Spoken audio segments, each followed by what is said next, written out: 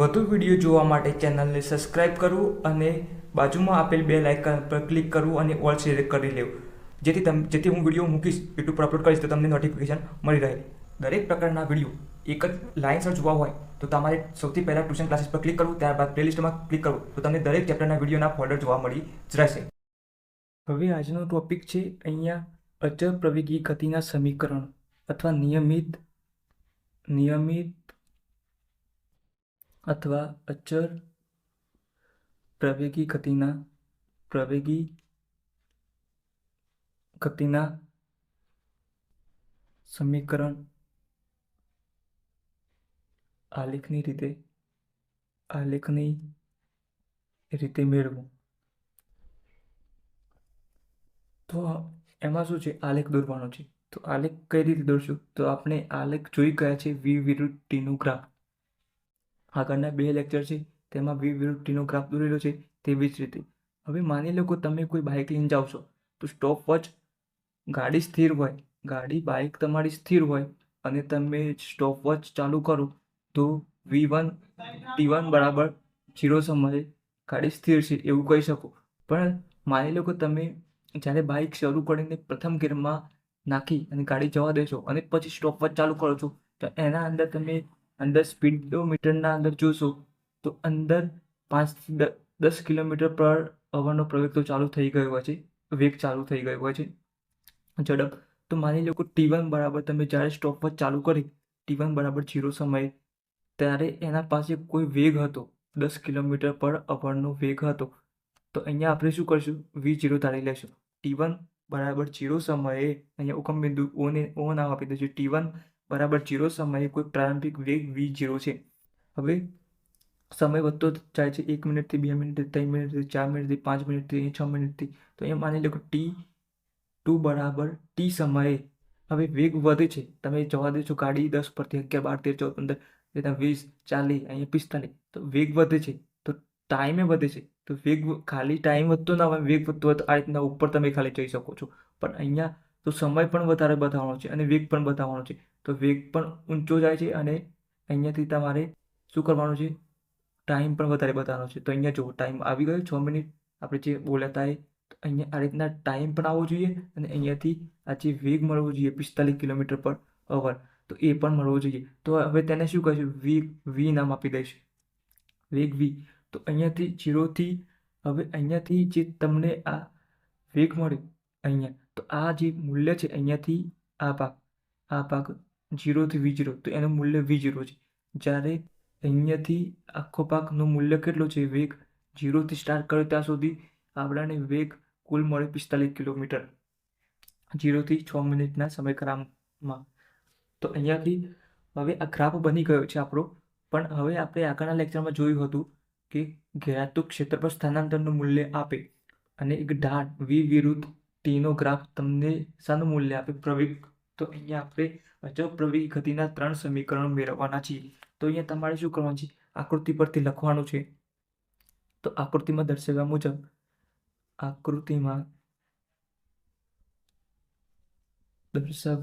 મુજબ T1 બરાબર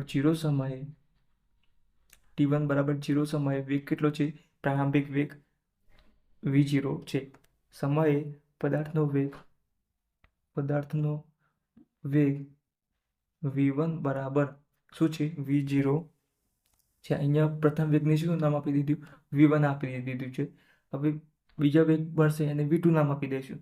તો અહીંયા પદાર્થનો પ્રારંભિક વેગ V1 બરાબર V0 છે. અચળ પ્રવેગી ગતિ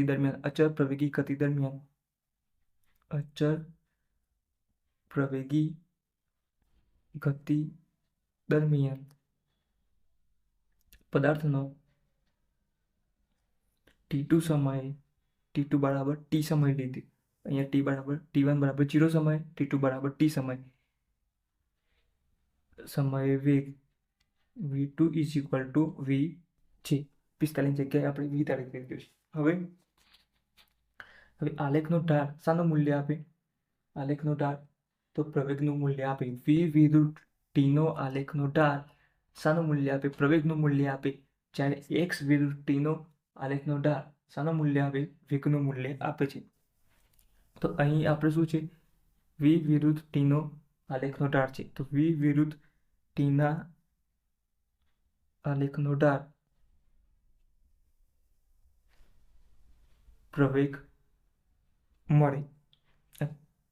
આલેખના ઢાળ પ્રવેગ મળે. આલેખનો ઢાળ પ્રવેગનું મૂલ્ય મળશે. વી વિરુદ્ધ ટીના આલેખનો ઢાળ પ્રવેગનું મૂલ્ય આપે. આ થઈ ગયું. તો હવે ઢાળ માટે મેં તમને યાદ રાખવાનું કીધું હતું. તો ઢાળ ઇઝ ઇક્વલ ટુ શું થાય, વાયમ ભાગ્યા એક્સમ. તો અહીંયા મૂલ્ય શાનું આપશે, એનું. તો એ ઇઝ ઇક્વલ ટુ વાયમ શું છે, વાયમ વી છે. તો અહીંયા delta V upon delta T. તો એ ઇઝ ઇક્વલ ટુ શું થશે, A is equal to V2 minus V1 upon T2 minus T1. આ થઈ ગયું. હવે મૂલ્ય જ મૂકવાના છે ફક્ત.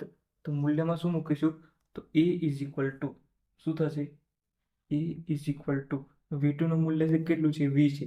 V માઇનસ V1 નું મૂલ્ય કેટલું છે, V0 માઇનસ V0. હવે અહીંયા T2 નું મૂલ્ય કેટલું છે, T2 is equal two T છે. T minus T1 is equal to શું છે, 0. તો અહીંયા 0. હવે V માઇનસ V0 હવે T માઇનસ 0. તો મૂલ્ય શું આવે, T જ આવે. 5 માઇનસ 0 કરો તો 5 જ મૂલ્ય આવવાનું છે. તો અહીંયા T જ આવવાનું છે. હવે અહીંયા એક સમીકરણ તો મળી જ ગયું છે, પણ અહીંયા તમારે યાદ રાખવાનું છે. તો અહીંયા એ ટી છે, ટી છેદમાં છે. તો અહીંયા બરાબરની સાઈડ ગુણાકારમાં આવી જાય છે. A T is equal to v minus V0.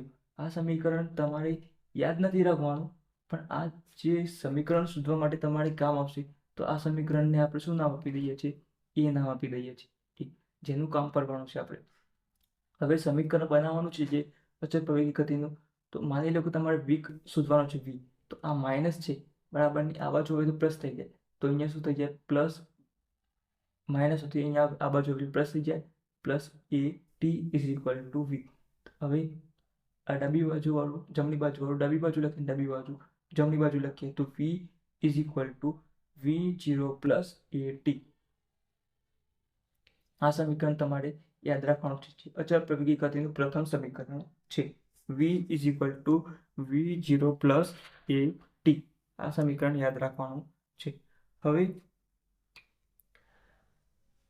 જે બીજું સમીકરણ આપણે જોવાનું છે તેમાં શું છે, તો અહીંયા આલેખ વડે ઘેરાતું ક્ષેત્રફળ, જે આપણું આગળનું લેક્ચર જોઈ ગયા છે તેના પરથી આપણે સ્થાનાંતર મળશે.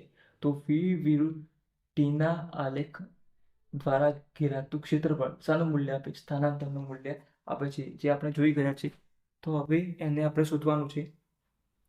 તો અહીંયા આટલું સુધી લખી લો. તો આપણે આગળ ભૂસી નાખીને ફરીથી લખીએ, કારણ કે મારી શકે તેમ નથી.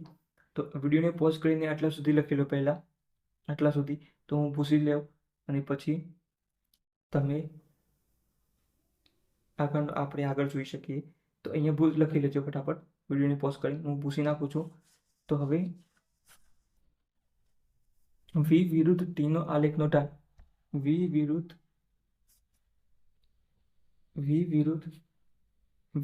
વિરુદ્ધ ટીના આલેખ દ્વારા ઘેરાતું ક્ષેત્રફળ સ્થાનાંતરનું મૂલ્ય આપે છે. સ્થાનાંતરનું મૂલ્ય આપે છે, જે આપણે આગળના લેક્ચરમાં જોઈ ગયા છે. હવે સ્થાનાંતરનું મૂલ્ય આપે છે. તો સ્થાનાંતર ઇઝ ઇક્વલ ટુ શું થશે, સ્થાનાંતર ઇઝ ઇક્વલ ટુ હવે જેટલું ક્ષેત્રફળ તે આપણે લખવાનું હોય છે. તો હવે છેલ્લો વેગ અહીંયા છે. તો અહીંયાથી તમારે એક્સ અક્ષ ઉપર લાઈન ડ્રો કરવાની અને એક વાય અક્ષ ઉપર.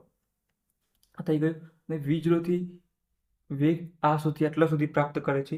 તો હવે આ ઉપરનો ભાગ નથી જોવાનો, અંદરનો ભાગ. આપણે આ જે ભાગ છે આ ભાગ એ જ જોવાનો છે. આ ભાગ અંદરનો હું તમને લાઈન ડ્રો કરીને આપું તો આટલો ભાગ જોવાનો છે,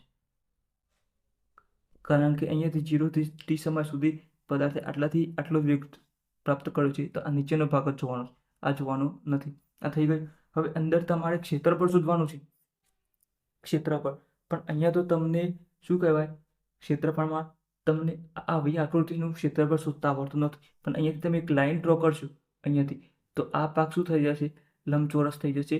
અને આ ઉપરનો ભાગ શું થઈ જશે, કાટકોણ ત્રિકોણ થઈ જશે.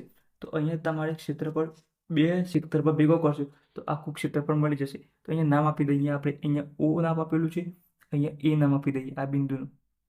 એ નામ, અહીંયા બી નામ આપી દઈએ બી, અહીંયા સી નામ આપી દઈએ અને અહીંયા ડી નામ આપી દઈએ. ઓ એ બી સી ડી ઓનું ક્ષેત્રફળ શોધવાનું છે.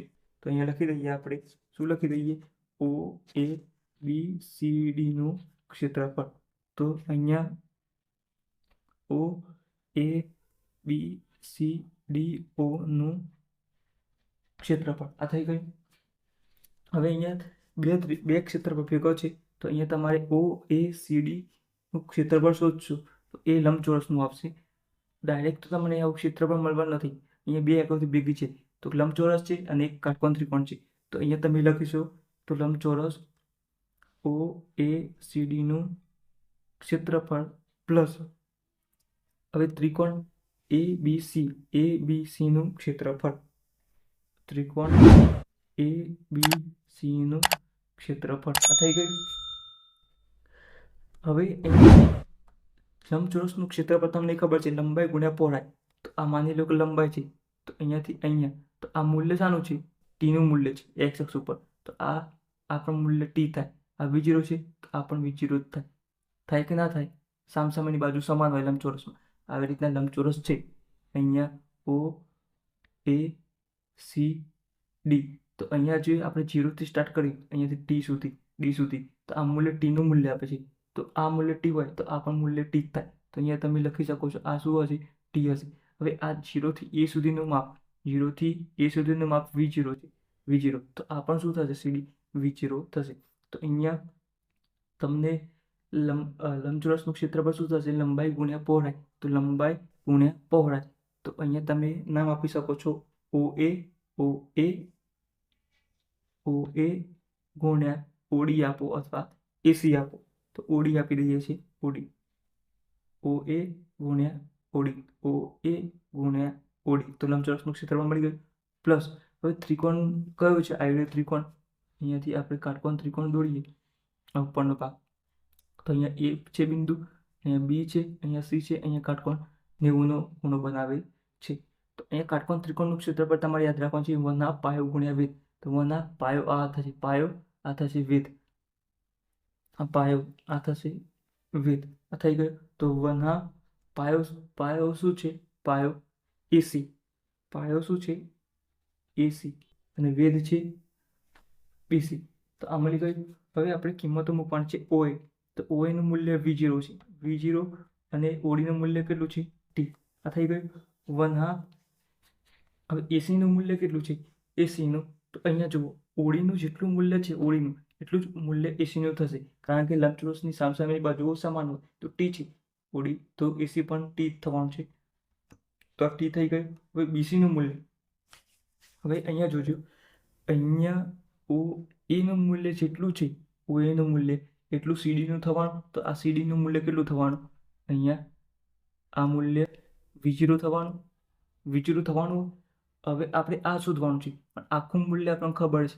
તો અહીંયાથી સ્ટાર્ટ કરીએ તો આ મૂલ્ય કેટલું છે, તો V છે. હવે માની લો કે આખું મૂલ્ય 5 છે અને આ મૂલ્ય 2 છે. મને આ શોધવાનું છે, તો આખામાંથી આ મૂલ્ય બાદ કરી નાખું તો આ મળી જાય બીસી. તો આખું 5 છે, આ 2 મૂલ્ય છે, આખામાંથી 2 બાદ કરી નાખું તો આ મૂલ્ય મળી જાય, 3 મળે. તો આખામાંથી બાદ કરી નાખીએ છીએ આપણે તો V - V0 થશે. બીનું મૂલ્ય શું, બીસીનું મૂલ્ય શું થશે, V - V0. જો ખબર ના પડી હોય તો પૂછીને ફરતી બતાવું. તો અહીંયા જુઓ,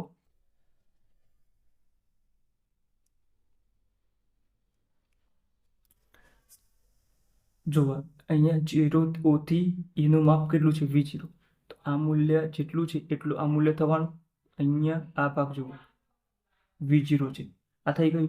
હવે 0 થી તમે જેટલો પ્રવેગ શરૂ હતો, સ્ટોપવોચ ચાલુ કરે, ત્યાર પછી અચળ પ્રવેગ ગતિ અને વેગ V પ્રાપ્ત કરે. તો અહીંયાથી આ જેટલો વેગ પ્રાપ્ત કર્યો, તો અહીંયાથી 0 થી આ V સુધી, આ 0 થી V સુધી આટલો ભાગ, આખો ભાગ કયો વેગ હશે? અંતિમ વેગ બતાવે છે. તો અહીંયાથી આખો ભાગ v છે.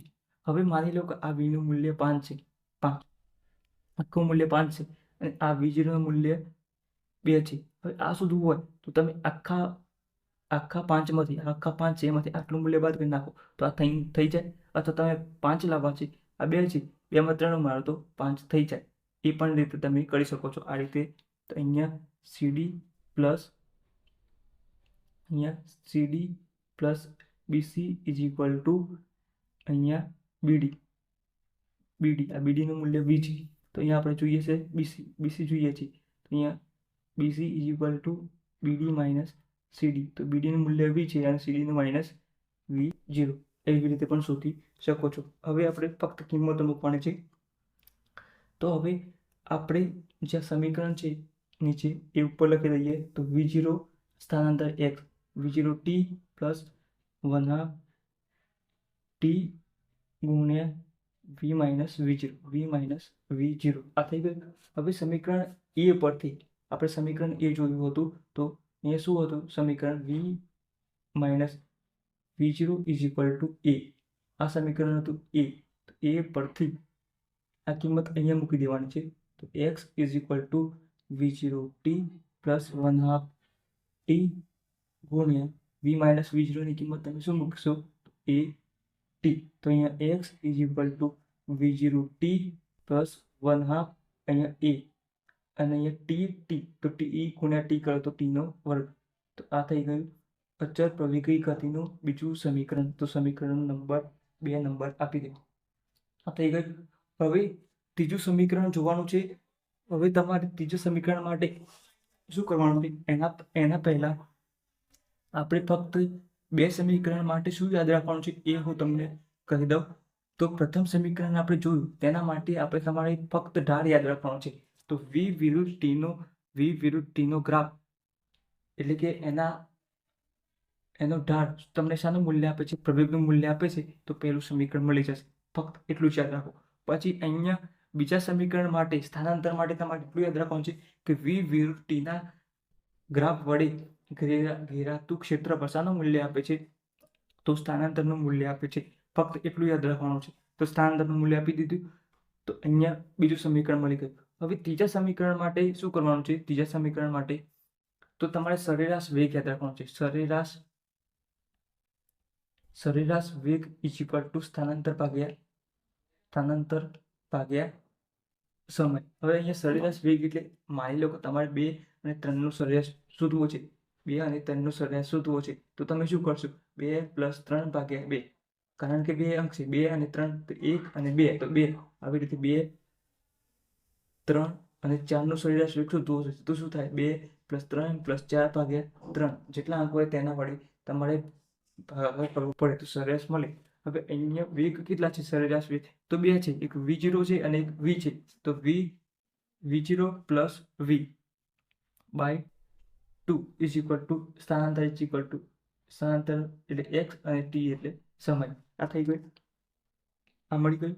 હવે આપણે સ્થાનાંતરની કરતા બનાવીશું. અહીંયા યાદ રાખવાનું છે તમારે સ્થાનાંતરની કરતા બનાવવાનું છે. તો સ્થાનાંતરની કરતા બનાવીએ તો t આ બાજુ આવી જાય. તો t આ બાજુ આવી જાય તો શું લખી શકાય તમારે? t આ બાજુ હું અહીંયા ડાયરેક્ટ લખી દઉં છું. તો V0 પ્લસ V અથવા હું તમને સ્ટેપ બાય સ્ટેપ જ લખીને બતાવું. તો અહીંયા V0 પ્લસ V બાય 2. આ t છેદમાં છે જમણી બાજુ, ડાબી બાજુ આવે બરાબરની તો ગુણાકારમાં આવી જાય. તો t થઈ ગયું ઇઝ ઇક્વલ ટુ x. હવે હું ફરીથી લખું છું આના સ્ટેપ. x વાળું ડાબી બાજુ ના આ બાજુ. તો x is equal to V0 plus V by 2 into t. આ થઈ ગયું. પણ હજુ આપણે સમીકરણ એ જોયું છે એ.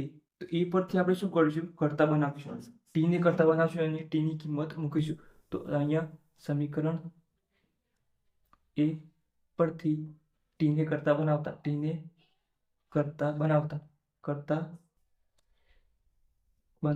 તો શું થાય? તો અહીંયા V minus V0 is equal two a t. આ થઈ ગયું. તો t ની કરતા બનાવીએ તો t એ છેદમાં આવી જાય. a V માઇનસ V0 છેદમાં a. આ મૂલ્ય t નું મળી ગયું. તો આ t ની કિંમત હવે કઈ જગ્યાએ મૂકીશું? અહીંયા મૂકી દઈશું. તો અહીંયા શું થશે ત્રીજા સમીકરણ માટે? તો અહીંયા કિંમત મૂકવાની છે x is equal to v0 plus v upon 2. અહીંયા શું છે બીજું કૌંસ? તો અહીંયા v માઇનસ t ની કિંમત મૂકે છે, યાદ રાખજો, v minus v0 by e. આ થઈ ગયું. હવે તમે એક સૂત્ર ગણિતમાં જોયું હશે ધોરણ 10માં, 11માં પણ, હવે તમને યાદ પણ રહી ગયું હશે. તો a પ્લસ b અને a માઇનસ b હોય તો જવાબ શું આવે? a square minus b square. a plus b અને a minus b, a square minus b square જવાબ આવે. તો અહીંયા v0 plus v minus v0 આ એક જ છે. અહીંયા તમે v0 આગળ સરવાળામાં લખી શકો છો, આગળ પાછળ બાદબાકીમાં નહીં લખી શકાય. તો v plus v0, v minus v0, પ્રથમ પદ બેમાં સમાન, બીજું પદ બેમાં સમાન, અહીંયા પ્લસ અહીંયા માઇનસ. તો તમે v સ્ક્વેર માઇનસ v0 લખી શકો. તો અહીંયા v square minus v0 square આ થઈ ગયું, અને છેદમાં તો બંનેનો ગુણાકાર થઈ શકે છે 2a. આ થઈ ગયું. હવે 2ax ને અહીંયા લાવી દઈએ. 2ax is equal two v square minus v0 square આ થઈ ગયું. હવે જમણી બાજુ ડાબી સાઈડ ને ડાબી સાઈડ જમણી સાઈડ. તો v square minus v0 square is equal two 2ax. તો આ મળી ગયું તમને અચળ પ્રવેગી ગતિનું ત્રીજું સમીકરણ. તો આ પ્રશ્ન તમારે મોસ્ટ આઈએમપી છે, એકદમ તમારે યાદ રાખવાનો જ છે, કારણ કે આ દરેક પરીક્ષામાં પૂછાયેલું જ છે અને પૂછાય પણ છે. તો અચળ પ્રવેગી ગતિના સમીકરણ તમારે યાદ રાખવાના છે. આ ત્રણે સમીકરણ પણ યાદ રાખવાના છે અને આ થિયરી પણ યાદ રાખવાની છે, જે પરીક્ષામાં વારંવાર પૂછાય છે. તથા આ જે ત્રણ સમીકરણ છે, v is equal to v0 plus at, બીજું સમીકરણ છે x is equal two v0t plus 1/2 at square, અને ત્રીજું સમીકરણ છે v square minus v0 square is equal two 2ax. આ સમીકરણ પરથી કોઈને કોઈ દાખલામાં એના ઉપયોગ થતા જ રહે છે. કોઈને કોઈ દાખલો હોય અંદર સમીકરણ પરથી તમારે કોઈને કોઈ મૂલ્ય શોધવાનું થતું હશે, તો આ સમીકરણ તમારે ફરજિયાત યાદ રાખવાના છે.